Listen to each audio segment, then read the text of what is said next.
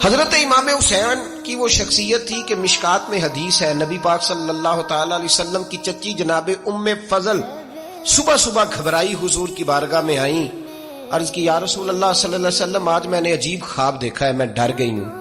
حضور نے فرمایا چچی کیا دیکھا؟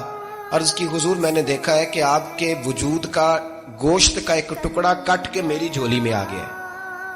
حضور یہ کیا ہے؟ تو محبوب خواب سن کے مسکرائے، فرمایا چچی یہ پریشانی والا خواب نہیں، یہ تو خوشی والا خواب ہے۔ اللہ فاطمہ کو بیٹا عطا کرے گا اور وہ تیری گود میں کھیلا کرے گا، چونکہ وہ میرے وجود کا ٹکڑا ہوگا، لہذا خواب تجھے یہ آئی ہے۔ تو امام حسین پیدا ہوئے، امام حسن کی عمر ابھی 11 مہینے تھی، تو نبی پاک نے امام حسین کو جناب ام فضل اپنی چچی کی گود میں دے دیا کہ فاطمہ کے لیے دونوں بچے سنبھالنا مشکل ہوگا۔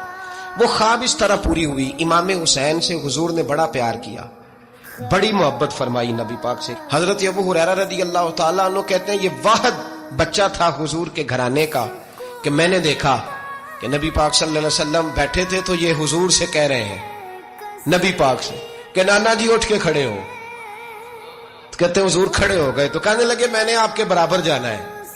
بچے جو مرضی ضد کر لیتے ہیں نا، قد چھوٹا تھا، عمر 7.5 سال تھی، کہنے لگے نانا میں نے برابر جانا ہے۔ تو نبی پاک صلی اللہ علیہ وسلم نے ہاتھ پکڑ لیے، فرمایا چل پھر ہو جا برابر۔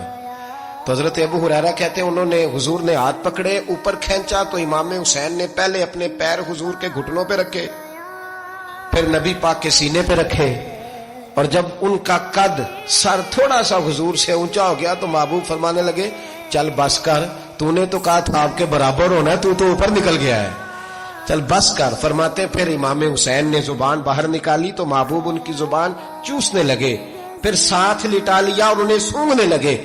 تو میں نے عرض کی حضور آپ حسین کو سونگھتے کیوں ہیں؟ تو فرمایا ابو ہریرہ مجھے حسین کے وجود سے جنت کی خوشبو آتی ہے، مجھے حسین کے وجود سے جنت کی۔ ایک دن حضور گزر رہے تھے، اصل اس طرح تھا کہ یہ نبی پاک کا حجرہ تھا، جن لوگوں کو اللہ نے مدینے کی زیارت کرائی ہے وہ جان سکتے ہیں، نبی پاک کا حجرہ تھا تو حضور کے حجرے کی اس جانب یعنی مسجد کی جو بالکل سیدھ ہے اس کی بیک میں سیدہ فاطمہ رہتی تھی۔ تو حضور اکثر نہ نماز کے لیے جب نکلتے تو حضرت فاطمہ کے حجرے کے پاس سے ہو کر دوبارہ محراب میں جاتے۔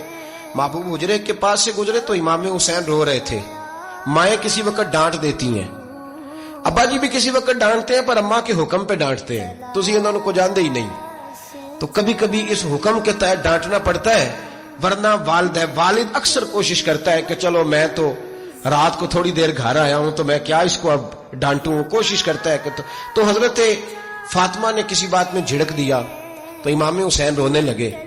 تو نبی پاک نماز کے لیے گئے تو واپس لوٹ آئے اور واپس تشریف لا کے کہا فاطمہ حسین کو کیا ہوا؟ عرض کی یا رسول اللہ تنگ کر رہے تھے میں نے ڈانٹ دیا ہے۔ کیا خوبصورت جملے ہیں حدیث پاک میں، سرکار نے فرمایا فاطمہ اس کو حسین کو نہ رونے نہ دیا کر، یہ جب روتا ہے نا تو میرے دل کو تکلیف ہوتی ہے۔ تو بی بی صاحبہ کہتی ہیں یہ حکم آیا نبی پاک کا میرے نام، پھر میں نے ڈانٹنا چھوڑ دیا۔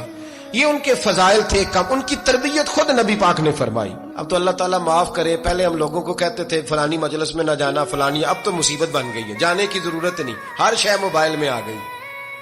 مجھے بھیجتے ہیں کہتے ہیں حضرت صاحب یہ ذرا سننا، یہ ذرا سننا، تو بچوں نے وہ کلپ سنبھال کے یہ مولوی دیکھو کیا کہتا ہے۔ اب آیتیں پڑھی جا رہی ہیں قرآن پاک کی، اتنا ٹکڑا یہاں سے لیتے ہیں، اتنا ٹکڑا یہاں سے لیتے ہیں اور ملا کے پتہ نہیں کون سا مکسچر بنا رہے ہیں، کسی آیت کا ترجمہ نہیں، کوئی واضح حدیث نہیں، ایسے ہوا ہوگا پھر اس کو اس سے جوڑ لیں تو کیا بنتا ہے، اتنی جمع کر لیں۔ یہ کون سا دین ہے جو توڑ مروڑ کے بیان کر رہے ہیں؟ کون سا مذہب ہے؟ دین تو واضح کھلی کتاب ہے۔ اب ہمارا یہ شوق ہے، ہم ہر تماشا دیکھنا چاہتے ہیں، ہم اپنے لوگوں کی قدر نہیں کرتے اور بڑی بڑی دور جا کے ہم غلط معاملات میں جاتے ہیں، پھر ذہن ہمارے شکوک کا شکار ہوتے ہیں۔ ہمیں سمجھنا چاہیے کوئی ایسی کسی دلیل کی ضرورت نہیں ہے، جب ان کے واضح چیزیں ان کی کتابیں میں موجود ہے، حدیث میں موجود ہے، قرآن مجید میں ان کے فضائل کھل کے موجود ہے، تو دور جانے کی کیا ضرورت؟ حضور ان کی ٹریننگ کراتے تھے۔ پہلی بات تو یہ ہے کہ نبی پاک نے دعا مانگی تھی، یا اللہ میرے گھر والوں کو زیادہ روزی نہ دینا، انہیں ایک وقت روٹی دینا، ایک وقت کی بھوک دینا۔ یہ جو 10 دن کربلا میں انہیں ٹینشن نہیں نہ ہوئی، انہیں عادت تھی فاقہ کرنے کی، انہیں 3 دن وصلی روزے رکھنے کی عادت تھی، پہلی بات۔ دوسرا یہ کہ جہاد کی تربیت حضور خود کراتے تھے، حضرت فاطمہ زہرا کہتی میں پردے کے پیچھے دیکھ رہی تھی، نبی پاک نے امام حسن اور حسین سے فرمایا چلو میرے سامنے کشتی لڑو.